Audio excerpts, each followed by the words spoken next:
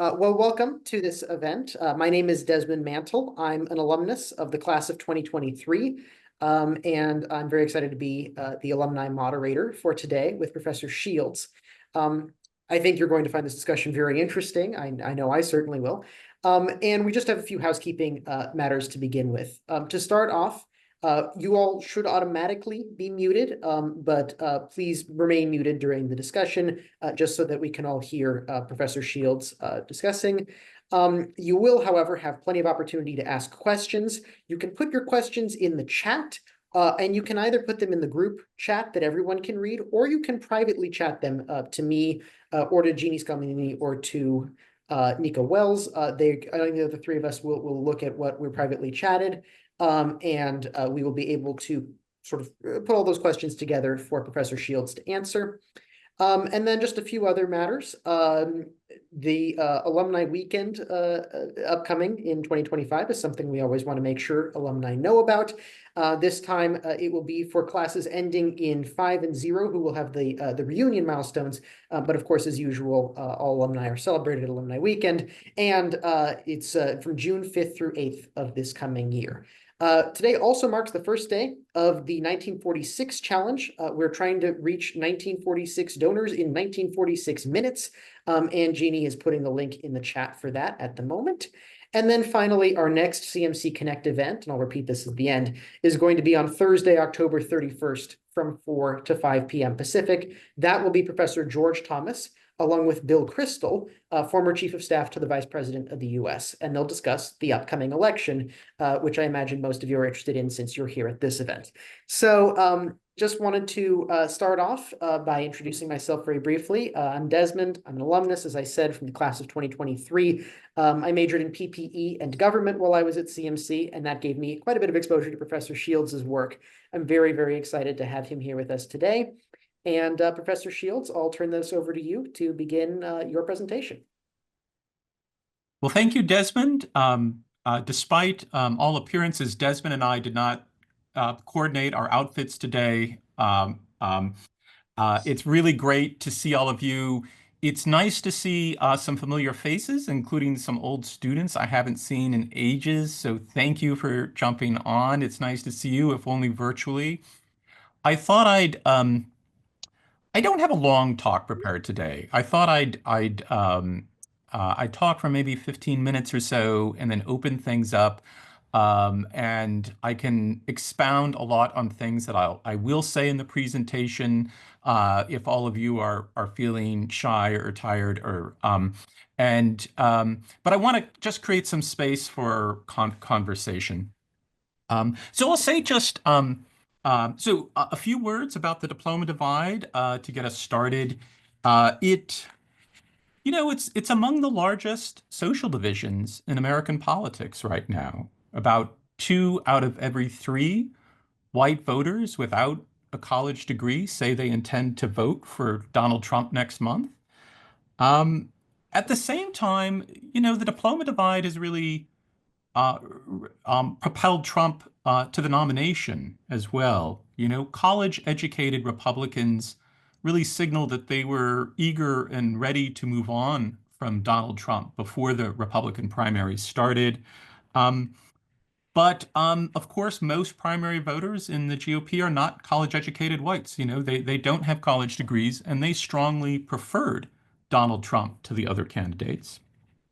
And then even if you look beyond Trump to just the Republican Party more broadly, the diploma divide is also remaking the party in lots of ways. I've been working on a book with Stephanie Moravchik on Republican politics in the state of Wyoming. And, it's a very Trumpy state in lots of ways.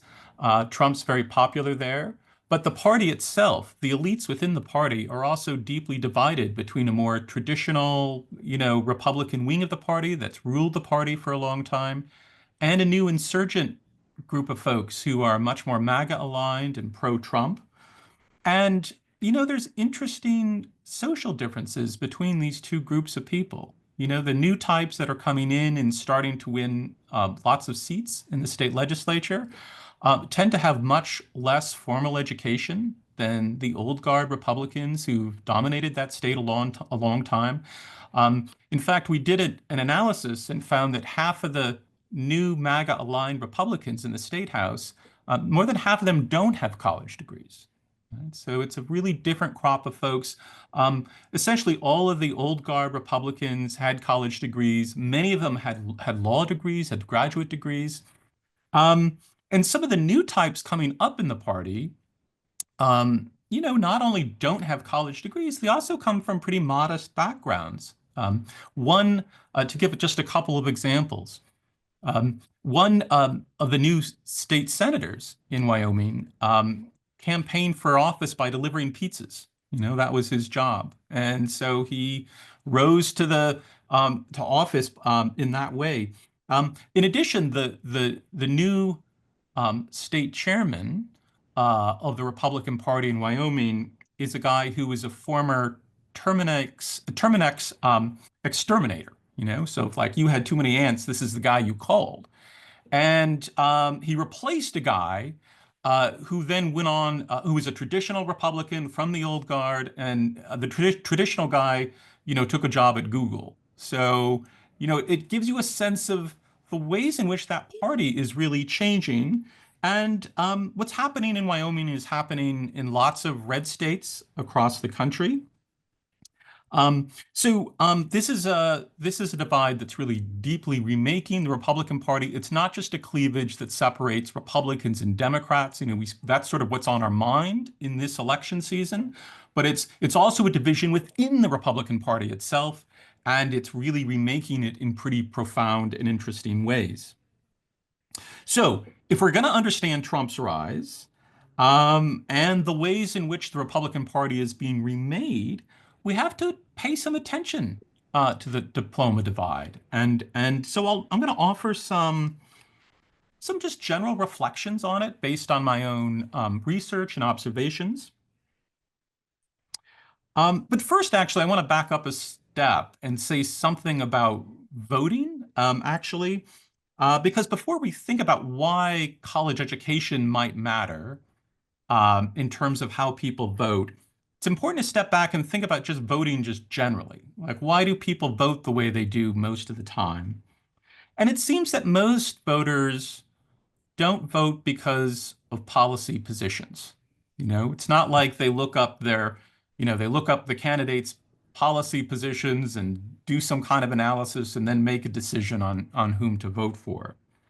Um, Instead, most voters they vote really on the basis of social identity. They're looking for some kind of social or cultural proximity between themselves and the candidates, right? They want to know, does this person sound like me? Do they speak my language? Are they someone I can connect to? Are they someone I can trust? So we know in general that social identities are closely connected to people's voting behavior most of the time. We don't always understand how that works. Like we don't always understand the nature of those social identities or how precisely they get attached to different parties or candidates. But we do know that social identity is really powerful and important. Um, so in this case, I think we have to think about class-based social identities. Right? What is the nature of these class-based social identities? And when we think about class in America, it's a little tricky. I think in the first instance, it's important not to reduce class to income or wealth. You know, um, Class in America is as much about culture, maybe even more about culture, than it is about economics, which is to say our class divisions divide us, separate us. So when I say class is cultural, I mean it shapes our manners, our aesthetics, our lifestyle, our taste. And college divides us into different social worlds and perhaps really deepens those social divisions as well. Right? To make this concrete, I'll give some examples. Since all of you have went to CMC, think about an electrician from the Inland Empire. You know, um, uh, he makes a pretty good living. Maybe he's got a really nice boat that he takes to the Colorado River on the weekend, and he pulls that beautiful boat with a Ford truck, and he's got some MAGA flags in the back of the truck. Um, so this is a guy with some real resources. This isn't a poor person. If an exit poller were to stop them and ask them their income, they would show up on a survey as someone, who seemed like they were pretty well heeled. They're doing okay. But his tastes are really middle brow, right? He probably drinks, um, kind of inexpensive American domestic beers. He may watch professional wrestling on occasion. Maybe he's seen every Vin Diesel film, right, that's ever been made. Um, he likes Applebee's. Um, he if he takes a vacation, which he does from time to time, he might like to go to Las Vegas. Um, Now contrast that electrician with, say, a PhD student in philosophy at UCLA, right? And this person actually makes a lot less money, than the electrician. And so if you were to survey this person, if an exit poller were to survey this person would seem like they're kind of poor, right? Having been a graduate student, I can tell you we don't make very much money, right? Um, but um, but his tastes are also kind of highbrow, right? Maybe he listens to some classical music or goes to art museums. He appreciates some fine wine. He's traveled to Paris and London. He would never go to an Applebee's, under any circumstance. So these two individuals, these two individuals live in two different social worlds, right? And to a large degree, I think they look down on one another, right? To a certain degree. Um, you know, the graduate student um, might see the electrician as sort of boorish and unrefined and déclassé, maybe a sort of a rube, right? Um, in turn, I think the electrician is inclined to see the graduate student as effete, emasculated, pretentious, haughty, un-American. It puzzles some that, you know, so many white Americans without college degrees supported Trump, right? It puzzles them that he became a hero of the working class, given that he's from great affluence, from real wealth. But I think this is largely because we're thinking about class in the wrong way, you know. Um, Trump is very wealthy and he's declassé, right? He's both things, right?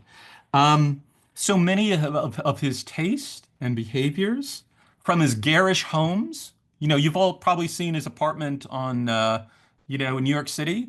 I can't think of I mean, most of my colleagues, I think, would just be embarrassed to have that place, right? It's kind of garish. It's like over the top.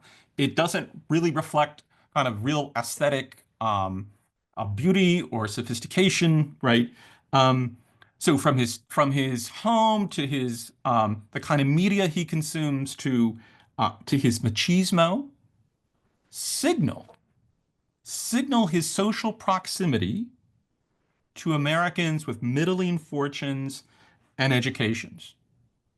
And incidentally, I think Kamala Harris, I think she was clever and it was a good, astute move on her part to try to paint him as weird, right? That became sort of a right part of her strategy. But in truth, to lots of Americans, he's not weird, right?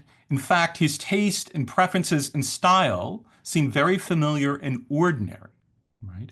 And it's politicians who, um, who are who have been more deeply shaped by the culture of elite higher education and the professional class. It's those folks who seem more distant, right, and strange, right? Um, okay. So this has, I think, been Trump's genius. He's mobilized, I think, the class-based social identities of Americans without college degrees. Okay? He's practiced a class-based identity politics, right? And he's done it, um, he's been very successful at it. And I think the last year, you've seen, you know, him uh, do double and triple down on this strategy. From his selection of J.D. Vance as his vice president, um, to the slate of speakers at the RNC. I'd be curious to know if you've watched the RNC. I was really struck by, you know, characters like Hulk Hogan. Hogan is, a lot of my colleagues I don't think know Hogan's shtick, but like, he's a familiar personality and entertainer to lots of just Americans from more middling kinds of backgrounds, right? Um, so I think there was a kind of there's just I was really struck watching the convention. It just felt like an endless stream of class-based social signals, right? The party was telling non-college educated voters, we are your party, right? Um, and so here are a couple questions, and this is where I think uh, I'm happy to offer answers to my questions here, but I want to throw them out there and first. Um, Here are some questions on my mind, particularly as I think about the future and where, these new social political divisions are taking us. One is, I think, obviously, will the GOP, make inroads to what extent can it and will it make inroads into more minority voters, right? Particularly those without college degrees. Um, will there be, thus far, the diploma divide has mostly been a divide that separated white Americans. But, there's a question as to whether or not it will open up among blacks and particularly Latinos. I think there's reasons to suspect that it it will always be deeper and more pronounced among whites. I'm happy to sort of offer some reflections on that if you like, but that's a question on my mind and something I've been thinking about. I think a bigger question is, in some ways, is, you know, um, will the GOP, I mean, it's practiced, as I said, a kind of class-based identity politics. One question is to what extent can it represent the class aspirations and values of middle America and not just send signals that it's their right, it's their party, but to what extent can they or really any party, right, really represent that world, and what would that even look like? What would it mean to represent Middle America well? Um, okay, I was just, I'm just setting the table here. I thought we'd see how a conversation goes. It's a little complicated doing it, virtually and with this many folks, but I've got Desmond here, and so I think we're in good hands. Thanks, Professor Shields, for all of that information. And yes, please do, attendees, please do put your questions into the chat, either directly to me or publicly. I do want to start us off, though, with a little clarification of something you Yeah, mentioned, Professor Shields, regarding often non-college educated white voters that you kind of specified. I'm wondering how you see some intersections here with race and gender. And I say this knowing that there are some phenomena that yeah. others have identified for example, Black men or Latino men, that there are questions about which is race or gender going to be more prevailing here? How do you see those intersecting with these class signals? Yeah, it's a great question.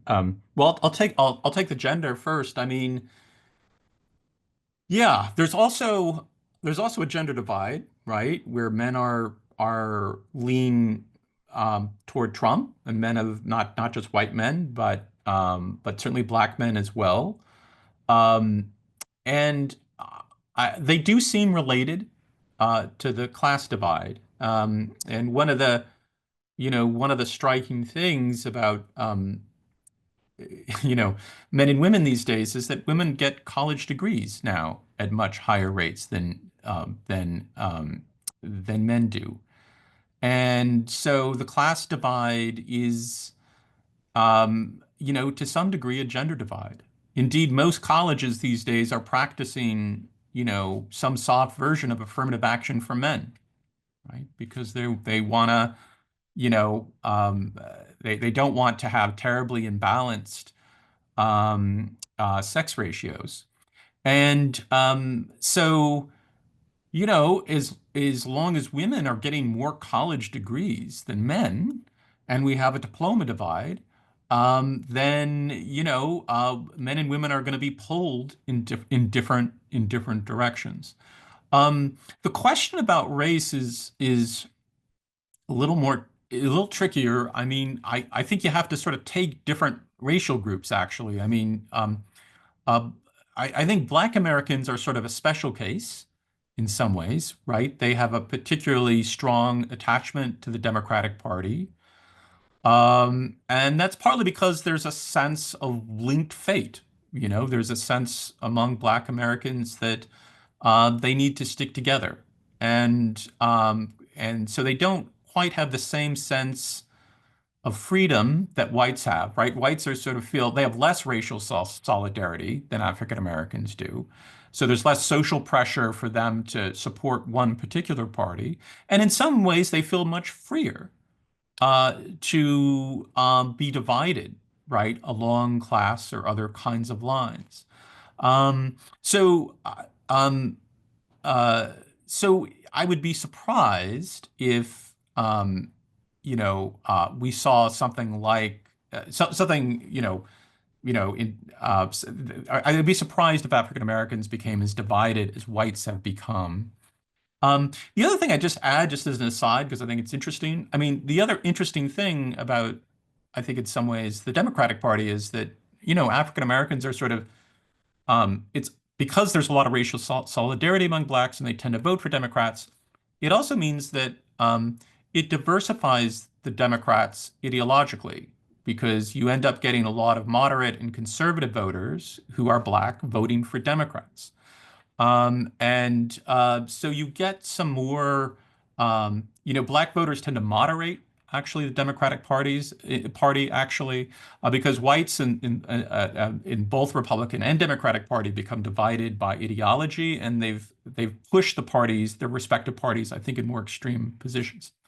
Um, I think Latinos are a little different, I think my speculation would be they'll be like other ethnic groups in the United States.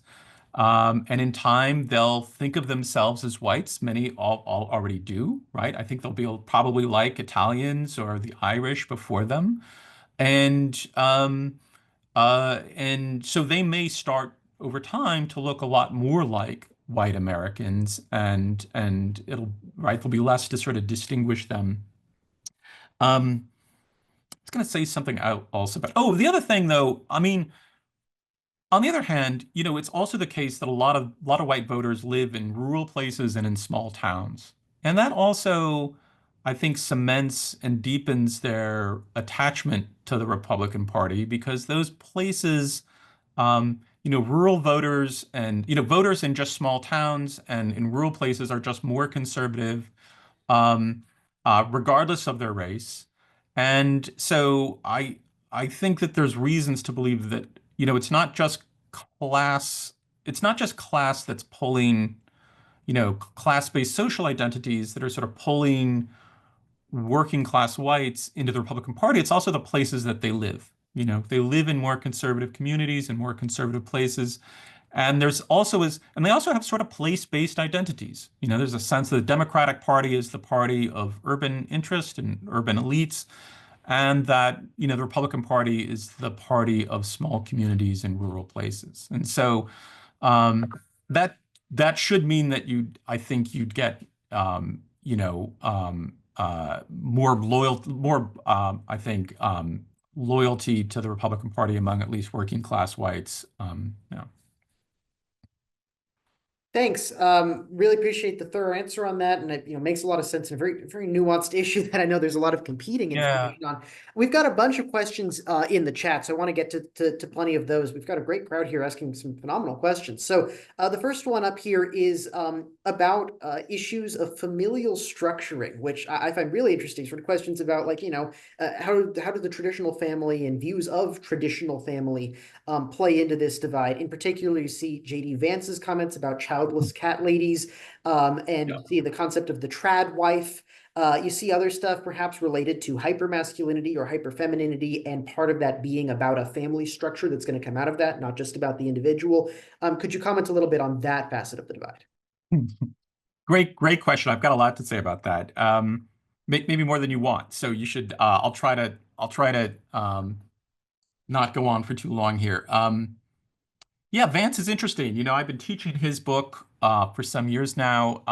It was fun to teach it this year, and it's been interesting to watch his evolution from the J.D. Vance of Hillbilly Elegy and the J.D. Vance of 2024. And I think there's an interesting story there that contains a parable, perhaps, about the future of the Republican Party. Um, so yes, Vance. I guess I would say I think Vance is, um, he's on the surface. I think he wants to send signals that he's a cultural conservative, right? He's conservative on abortion. He's been going after childless cat ladies. He's made fertility an issue. Um, but it's a little bit, I guess what's striking to me, particularly having taught Hillbilly Elegy a long time, is that he's lost interest in culture altogether. So I want to say a bit about it. Hillbilly Elegy, if you haven't read it, is a book that, in a very personal way, describes really the deep cultural problems of non-college educated Americans.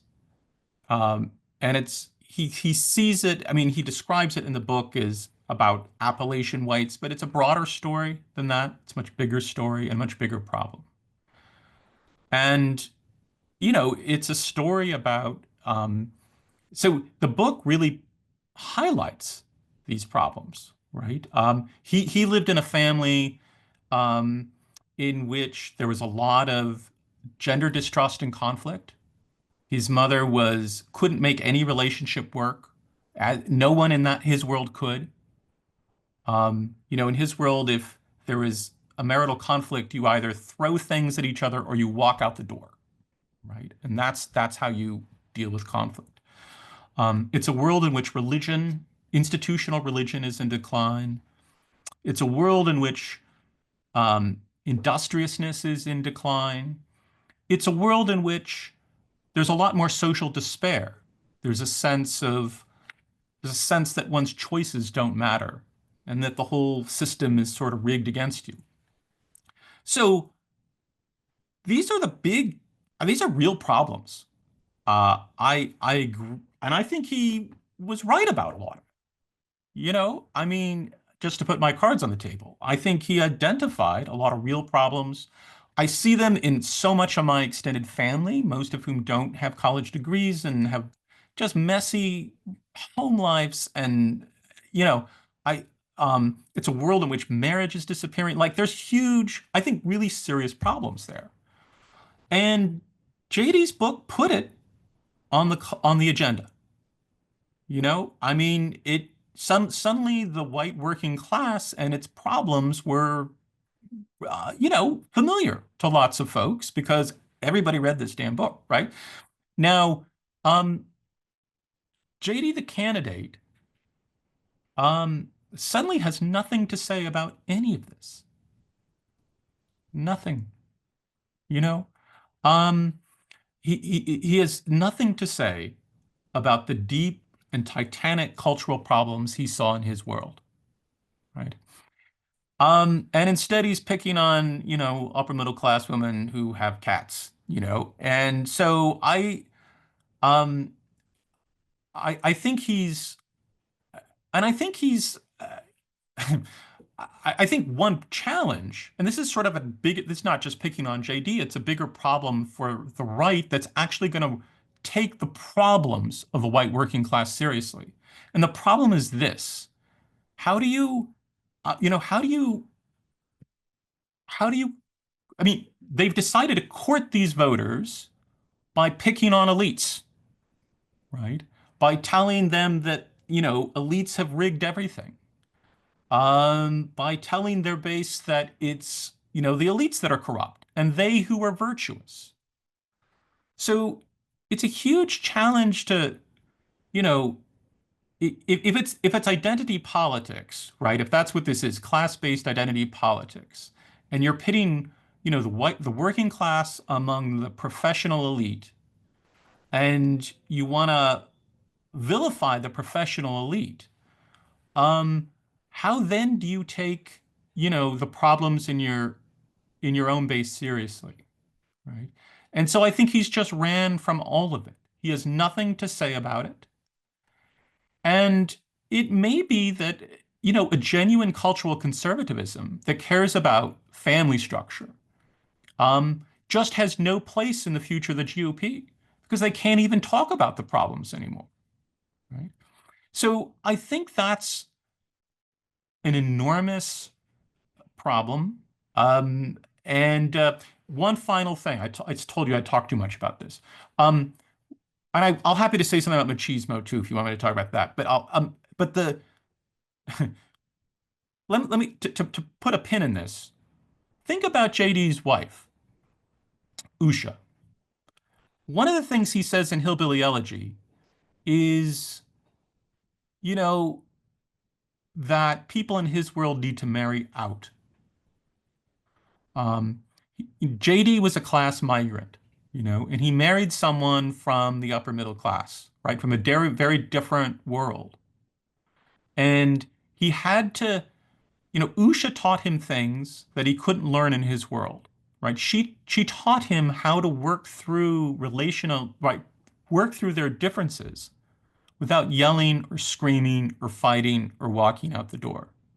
He only learned that by marrying this upper middle class woman, right? An upper middle class woman saved JD. And so now he's picking on him, right? So I think there's um, it, I think that, uh, anyway, I think this highlights in some ways, just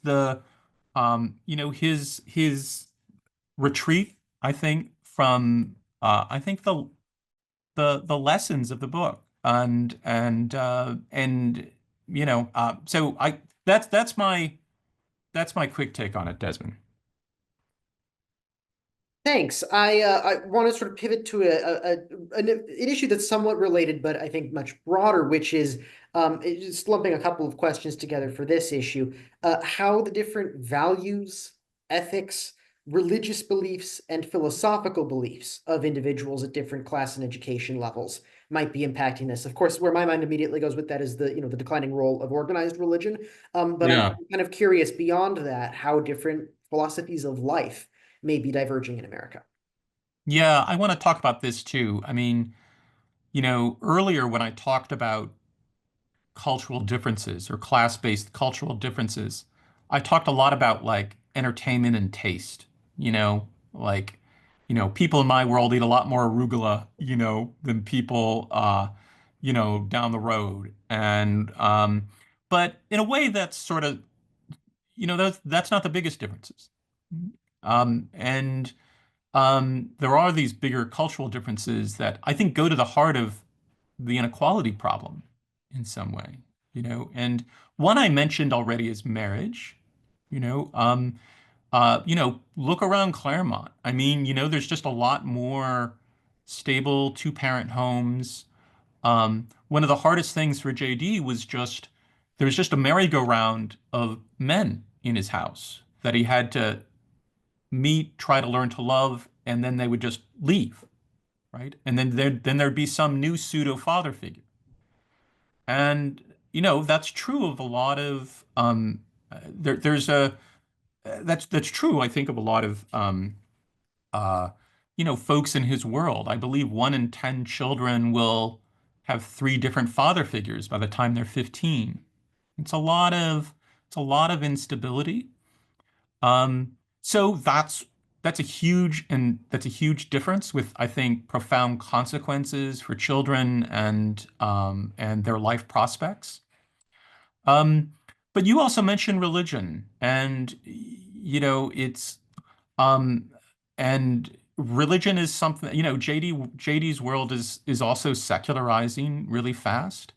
My students often like to tell me, they say, well, um, I don't like institutional religion. I like, spirituality is good, but institutional religion is bad. Um, and I often tell them, well, the opposite could be true, actually. Like, who cares about spirituality? What really matters is the institutions, because the institutions create community. Right?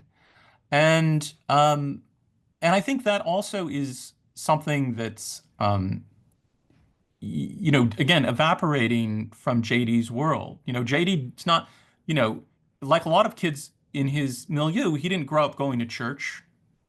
His parents believed in Jesus. They had a kind of spirituality, but they weren't integrated into a community. And I think one of the really important things about churches is they're a kind of outpost of middle class knowledge and values. I mean, just thinking about it in a purely sociological way. When I was doing research in uh, uh, uh, for a book called Trump's Democrats, I did some research in a town called Ottumwa, and I used to go to the church all the time there because this is one of these very democratic towns that flipped for Trump. And one of the things I went one day, and the minister was often talking about marriage, like how do you make a marriage work? And I always remember this because he turned to his flock and he said, when you're in a fight, and he's talking to the men now, he said, it's okay to apologize to your wife. Yeah. It's not a sign of weakness. It's not a sign that you're unmanly. So I think those institutions are weaker. Um, the military is a very important, I think, institution that provides a lot of middle class knowledge and education to traditionally to working class Americans, right? Everything from how to eat right and take care of yourself um, and the military really sort of takes young people in hand and that's an institution that's withering. But I think also to your bigger question, Desmond, in terms of values, there's a lot of kind of um, people people behave one way and talk another often. So, for example, in Claremont, if you go to the local liberal church in town, right in the village, um, they will preach. There's a lot of social liberalism. They'll teach lifestyle tolerance and freedom. But basically, all the congregants in that church have the same life and the same lifestyle, and it's actually a pretty traditional one. You know?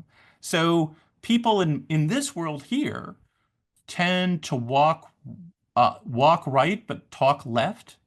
They're pretty traditional in their behaviors, but kind of progressive in their ideals and their rhetoric. And that makes a certain kind of sense, like if you're in a world in which everything is kind of working pretty well and people are managing their freedom well, then social freedom seems pretty good, right? It's not a problem. The reverse is sort of more nearly true in JD's world, right? Where homes, lifestyles are messier. There's more variety of household structures. Um, but the rhetoric coming from the churches is more traditional. And that too makes a certain kind of sense. Like if you're in a world in which nobody knows how to make a marriage work, And suddenly you find a preacher who says, God has a plan for the family. You might think that's good. I need a plan, like my life's a mess. Nothing works. So I think culturally, it's kind of there's a complicated and interesting story there. And there's often a difference culturally, as I said, between behaviors and values. And that difference isn't just hypocrisy. I think it makes this, there's a certain logic to it. Thanks. I actually want to, for these next few questions, group a few together. We've got Mhm. Scott Torrey's question about whether this is sort of a shtick or Trump deliberately kind of, doing this, having a really grand plan in advance, or is this kind of he was just himself and people glommed onto that? And then along the similar lines, we've got Allison Aldrich's question about whether believability of misinformation or conspiracy might be playing into some degree of the support that he receives. And similarly, we've got a question from Laura Grisolano about whether there's a degree um, of sort of trained honesty that maybe highly educated people have that Trump wouldn't if he's trying to appeal to folks who haven't necessarily gotten that kind of academic ethic instilled in them. And so I'm kind of curious, broadly speaking, what do you see as the through line here? Do you think Trump is more along the lines of a person who just kind of fell into this and a bunch of people who wanted to find significance in it built significance? Or has he masterminded one of the most skillful political takeovers in history? Well, it's funny, it's a good question. It's funny in some ways that I thought a lot about Trump voters and a lot less about Trump. And, so yeah, I mean, I mean, in some ways, I think um, I, I mean, I think in some ways, what's interesting to me about Trump is that he was able to become a celebrity as a real estate developer. It's a really strange career arc and one that takes um, some explanation. Um, you know, I think he was but I think from an early, you know, I think early on he was good well, first of all, I think he was always alienated from the Manhattan elite. They always saw him as kind of a bore, D-class A, like he was never really accepted in Manhattan high society. And so I think partly he learned how to cultivate the love and admiration of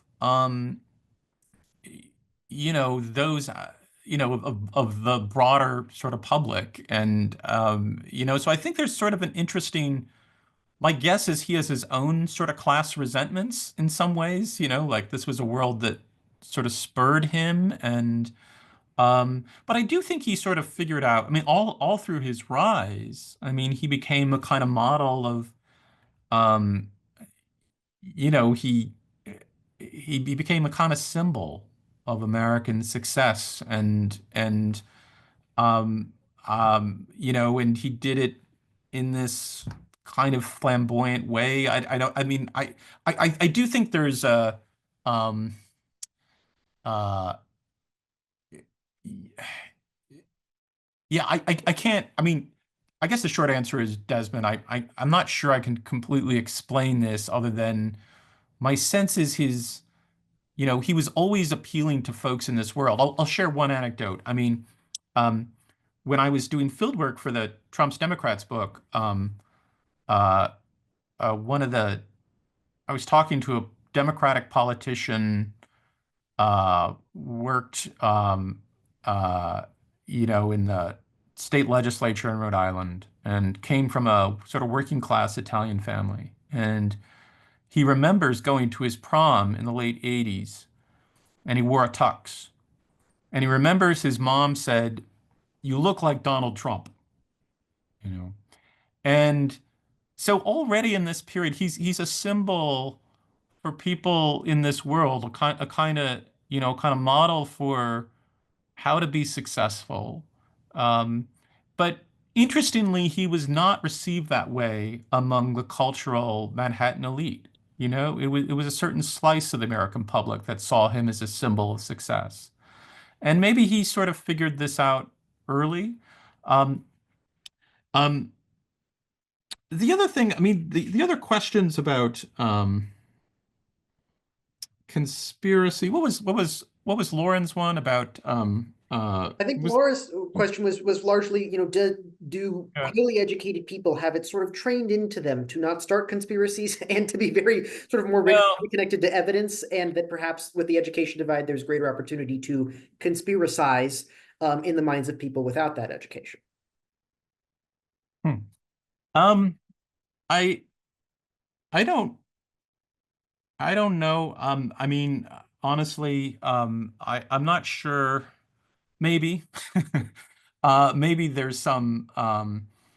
I do think there's a lot of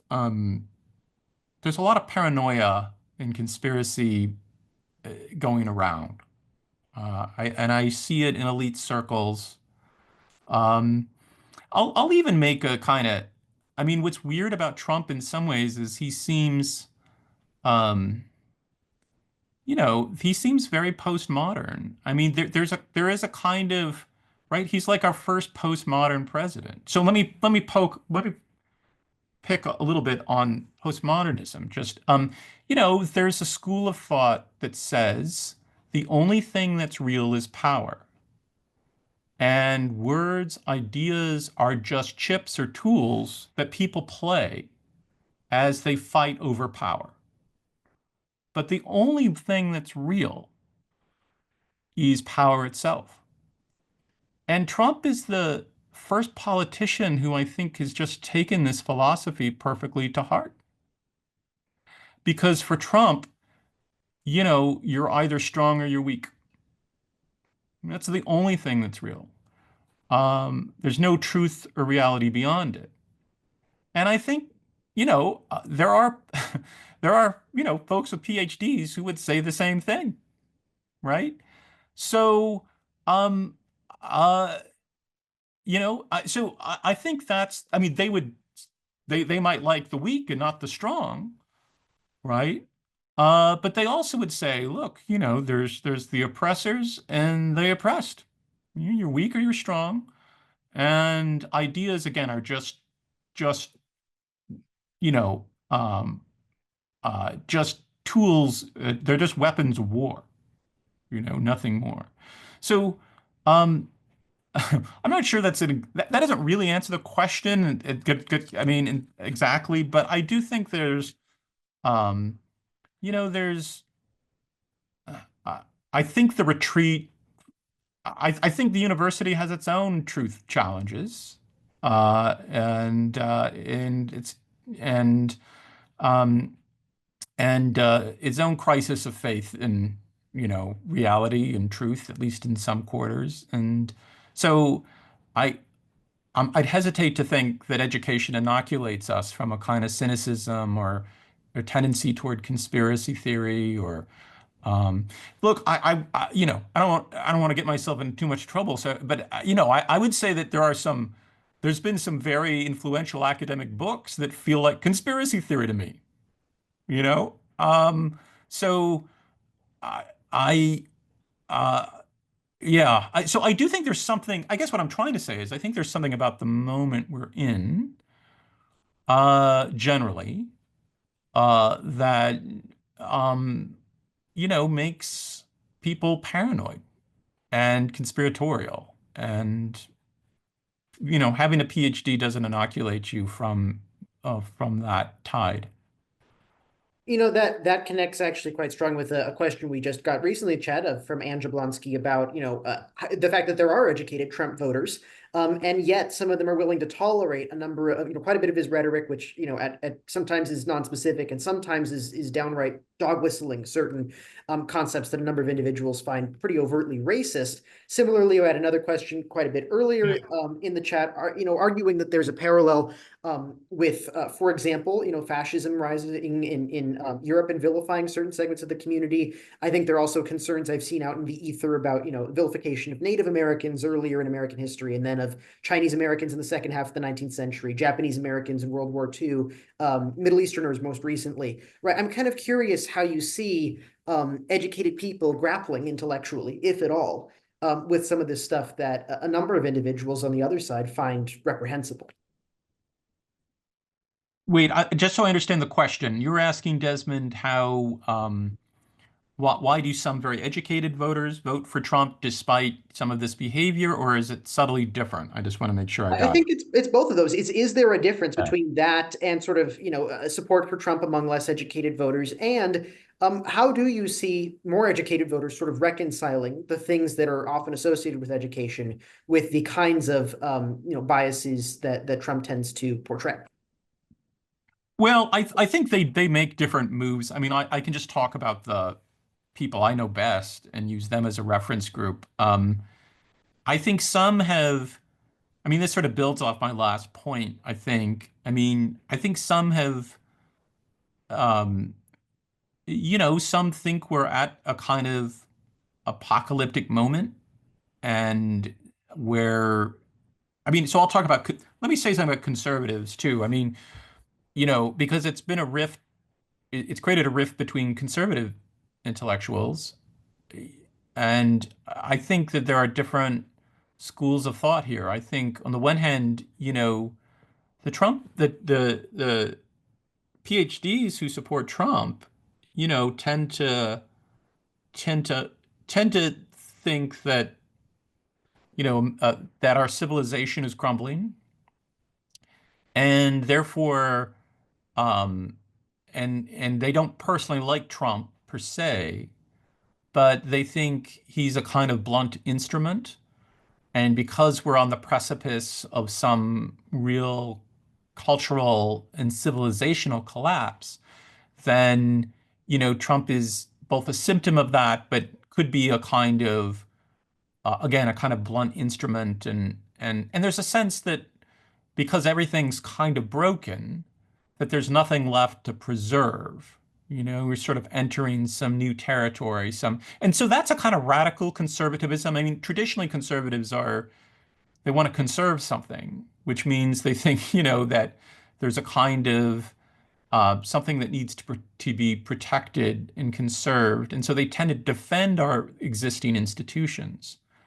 Um, I think the more radical kind of conservatism or revolutionary conservatism, if is they want something more radical, some more radical kind of change, and they don't think the Republican establishment will get it done, right? So they hope that Trump will, you know, um, appoint a lot of folks who will, really profoundly bring down and reshape the federal bureaucracy. And there's a kind of hunger for, I think, something more revolutionary. Um, and so that's, I think conservatives can honestly arrive there as conservatives. Like if you look around and you think everything's broken and there's nothing left to conserve, then I suppose that makes a certain kind of sense. Um, from my perspective, I just think it's a mistake. Like the world isn't falling off a cliff. Yes, there are real problems, um, but they're manageable ones. And so, we don't need, and indeed, I think Trump makes some of the problems they dislike worse. So I think it's in some ways there's a deep divide over where we're at. Like is this is are we really falling off a cliff and kind of and Trump's a kind of Hail Mary? That would be sort of the other view. Or are we sort of not in such a terrible place? Um, and so I think in some ways these divisions are mirrored on the left a little too. I mean, in the sense that there are some on the left who sort of think, America's profoundly broken and needs some kind of radical remaking, against people who are, don't share that view, right? And so I think it's to some degree you see this um, within both worlds. And so even though we think about polarization as something that's divides blue and red. I think in a way we're moving into a world where there's really profound divisions within these various camps. And you saw it on the left recently with conflicts over Israel and Palestine. I think those will likely deepen. Um, and before that, over policing. And so, but I think to get to the other question about race and his racial rhetoric, I think what's a little confusing. I, I mean, I think on the one, and there's debates within political science over the role that race and racial animus plays in Trump's rise. Um, I'll give you my own 2 cents on this. I mean, it's it's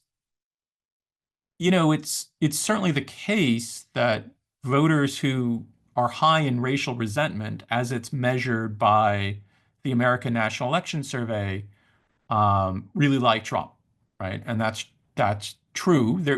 There's questions about whether racial resentment, as it's measured, is a good construct, and I can talk about that. But there's clearly some association there. On the other hand, it's also true that they're a dwindling slice of the GOP. So even if you go from 2012 to 2016 and like look at Romney supporters versus Trump supporters, those high in racial resentment were a narrower slice of Trump's base in 2016 than Romney's. And that's because they're just aging out and disappearing, right? They're becoming thinner, right, as a voting bloc. Um, so even though Trump's rhetoric was what really different from Romney's, again, those high in racial resentment were a smaller slice of the GOP voting base. Um, so there's that is changing on the ground, and I think the fact that you now see minorities leaking over to Trump suggests that in some ways this is continued. That voters um, see this a little differently than some of my colleagues. I'm not sure. I don't think so. I guess in short, I think, his rhetoric looks different, I think, you know, than than often his supporters are. Although again, there's clearly a slice of the GOP that really likes some of the more incendiary racial rhetoric.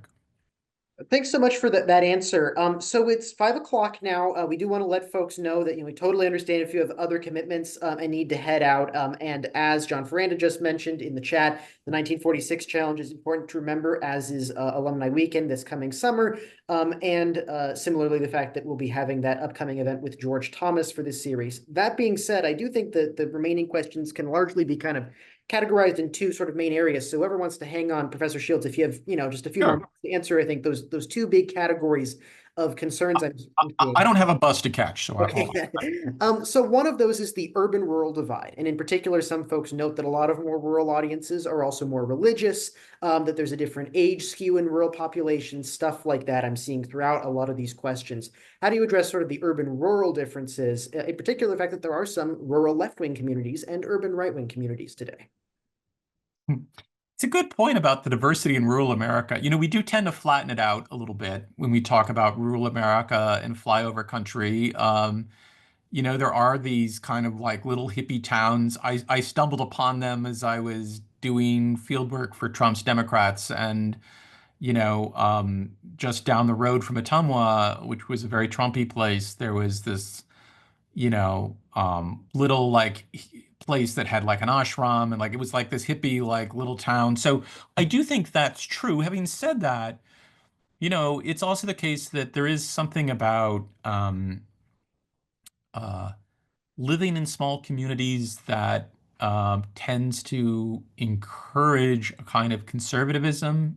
So even if you take someone with the same profile, the same, like you could take, a highly educated person with, um, and put them in a rural community, and that person in the rural community is likely to be more conservative. So there is something about it. I'm happy to say that political scientists are starting to pay more attention to place-based identities. I think I mentioned early that, we kind of know that there's a connection between social identities and voting, but it's taken us a while to sort of think through the nature of those social identities. And I think there's probably been an overemphasis in some ways on race and gender, and not enough on other social bases of political identity. And one is clearly place. I mean, people in small towns, um, uh, feel a kind of loyalty to those places. And and I think that not all of them, but a lot of them are struggling. There's a lot of challenges to living in small places. They have fewer medical services. They're harder to get access to medical care. Jobs are, um, often leaving. Their young people are often leaving and going to urban places, and so their whole way of life is under some strain and threat. And um, and so I think for some of those voters, Trump was really appealing. When Trump said he was going to make America great again, I think a lot of them thought their own little town, right? So um, yeah, I think place-based identities are really important. And again, they kind of compound the class-based identities I was talking about today because there's a lot of whites without college degrees who live in these places, and they're concerned about the fate of their town and their communities, and so yeah, I think they're profoundly th those identities are powerful, and they even emerge weirdly enough when we were in Wyoming. You even see them there, which was so funny because Wyoming is such a rural state, but some of the most MAGA folks, they see Casper and Cheyenne as sort of the home of the traditional Republicans and kind of the enemy. Mind you, that Cheyenne and Casper have 60,000 citizens in them, but they sort of see them as the city, and kind of the enemy.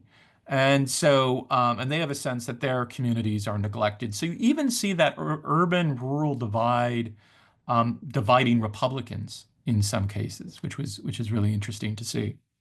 So the last question, last sort of group of questions is Yeah. focused on the future.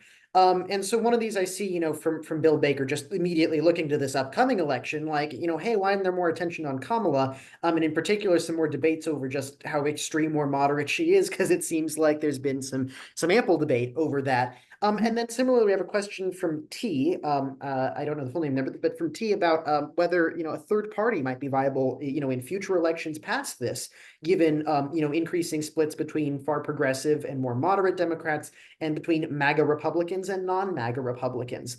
So along those lines, I'm kind of curious, what do you see? What are your predictions for this upcoming election? And then depending on the outcome, do you see potential things like party fracturing, a third party or four parties or more, or other changes coming to the country? Yeah, I'm happy to talk about particularly the party question because it's on my mind these days. No, I mean, we'll have two parties as I think forever. That's a deep structure of our politics. But what's been weird is, in some ways, is how unified and cohesive our two parties have been, and that's kind of an aberration. The norm in American politics is to have very fractured parties. And I think in a way we're returning to it.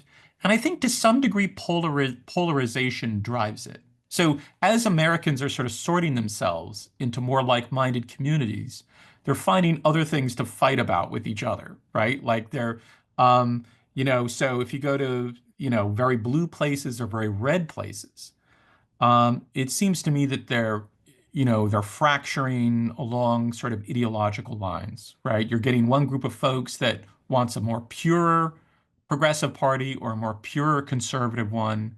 And then there's a kind of reaction to kind of more moderate types, right? Who sort of think that they're taking this project the wrong, too far in left or right. The funny thing about being in Wyoming is it sort of felt like a college campus. It was like on the one hand, from a distance, it seems really homogenous, but then you get there on the ground and there's like all this fierce civil war happening, right? And I think that's true of, places where there's a lot of homogeneity. I mean, Go to San Francisco. There's been fierce fights over like what to do about like homelessness and drugs and the schools, right? They just threw a couple years ago, they threw their school board out. Their sort of social justicey school board because they felt like they weren't doing enough to like, deal with sort of the problems of COVID was. And so I think, and this goes back to Federalist 10 for all of you like took Gov 20 a long time ago. Like Madison was really right about this, right? He said like, faction is sown in the like in our nature. And so it doesn't take long before you get kind of infighting and disagreement, right, within homogenous places. And I think that's what we're seeing. Um, and so I think the future is faction. I don't think it's multiple parties, and that's mostly how we've dealt with our pluralism traditionally. Yeah. There was a question about Kamala. I'm Yeah, forgetting. yeah, Bill Baker's question was also just, I think about Yeah, Kamala, about a sort of a lack of attention on the issue. And I see that as sort of yeah, blending with the third party question to the extent that there are yeah, questions about extremism in the Democratic Party versus moderates, yes. same thing on Republicans. What's sort of going on here? Yeah, it's been interesting to watch the Democrats just over the last 4 years. I think there's been a real intentional pivot away, I think, from some of the politics that were in vogue 4 years ago. And I guess I was really struck uh, by the convention. I mean, certainly at least on its face, it was trying to present a kind of really unified liberalism, a party that was patriotic, a party that was putting identity politics to the side. I mean, there was very little sort of open sort of invocation of sort of the old identity politics. I think the question with the Democrats is how much of that is, a kind of really rethinking strategically of where they should be, and how much of that is a kind of window dressing. I think we won't maybe that's a story that will. I think there's a lot of pressure from some of the interest groups of the party to be more left, right? Certainly that's the case. So, I don't know the answer to that. I mean, we'll have to wait and see, but I do think there's been a kind of, um, a little bit of a recalibration within the party and sort of rethinking of some of the the sort of really anti-policing sort of views that again were sort of current, not too long ago. I think some of that is being reconsidered, and I think it's being reconsidered. I mean, I get my next book. I hope maybe my next book will address this question because I'm very tempted to write a book that studies liberal politics in San Francisco, Portland, and Seattle because my hunch is that there'll be a lot of deep and interesting divisions among liberals in those places over the future of the party. And then maybe this is the last thing I'll say. Faction, factional warfare within parties is really where shapes the future, right? Because whoever wins those factional fights in some ways decides where the party's going, and they're the engines of change within parties. So I'm really curious to see what those places look like on the ground. Well, thank you so much. At the suggestion of Allison Aldrich, I actually want to mention a couple other opportunities. So one of the, or rather, a couple things on campus that I think alumni might be interested in knowing about. One of these is the Open Academy, which of course Professor Shields, you know quite well. And all the other one here is one which is produced by the Rose Institute students. It's the Video Voter Guide. And this one is on upcoming ballot propositions. It's an unbiased assessment of them. I was part of that project back in the 2022 cycle, and I know plenty of good folks who were part of it this time around who have succeeded me at the Rose. But thank you, Professor Shields. I'm just going to ask you how I should vote on those damn things, Desmond. It's quite a doozy, and we keep having dialysis ones here in California. But it's an interesting issue, and thank you so much for all of your background on this, Professor Shields. I know I found it very interesting, and I'm getting all sorts of comments in the chats from people who are very appreciative of you appearing here today. So thank you so much for your time. Thank you, and please feel free to follow up with me. It might take me a few days because I've got a busy week, but send me a note. Love to hear from you, and thanks for coming.